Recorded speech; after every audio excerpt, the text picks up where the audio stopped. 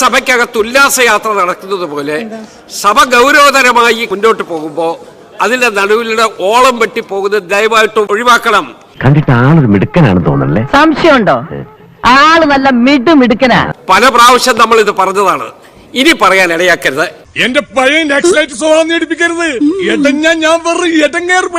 അതെനിക്ക് ഇഷ്ടമില്ല. നമ്മുടെ 10-25 പയ്യന്മാരെയും വിളിച്ചോണ്ട് ഓഫീസിന്റെ മുന്നിൽ ചെന്ന് മുദ്രാവാക്യം വിളിച്ച് മൊത്തത്തിൽ അലിമ്പാക്കിയേക്ക്. ഒരു പ്രതിഷേധം കഴിഞ്ഞല്ലോ, എത്ര പ്രതിഷേധം ഉണ്ടായാലും ശരി, ഞാൻ വാച്ചാൻ പാടിനെ വിളിക്കുന്ന പ്രശ്നമില്ല.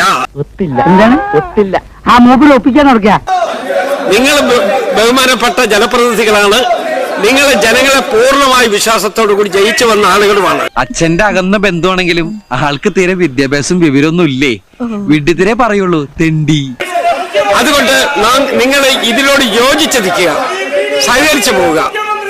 പ്ലീസ് പ്ലീസ് സഹകരിക്കൂ. പോത്തിന്റെ ചെവിയെ വേദോന്നിട്ട് കാര്യമില്ലാന്ന് എനിക്കറിയാം. നിന്റെ പേറ്റ് തലയിലേക്ക് എന്തെങ്കിലും ഒന്ന് അവസാനമായിട്ട് കയറുമെന്ന് ഞാനൊന്ന് നോക്കട്ടെ പോത്തെ. Please resume your seat.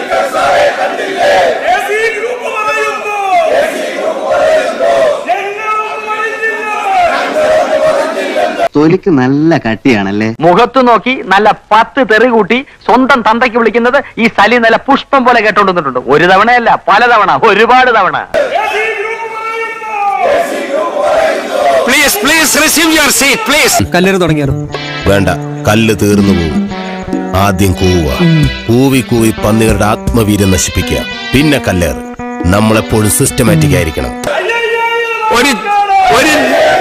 ഒരു നിമിഷം കൊണ്ട് നിങ്ങൾ പോകൂ. അടുത്ത വിഷയത്തിലോട്ട് കിടക്കണം. നിനക്ക് വല്ല പ്രാന്തണ്ട ഈ ഊളകളോട് വർത്താനം പറയാൻ? എല്ലാം മനസ്സിലായി.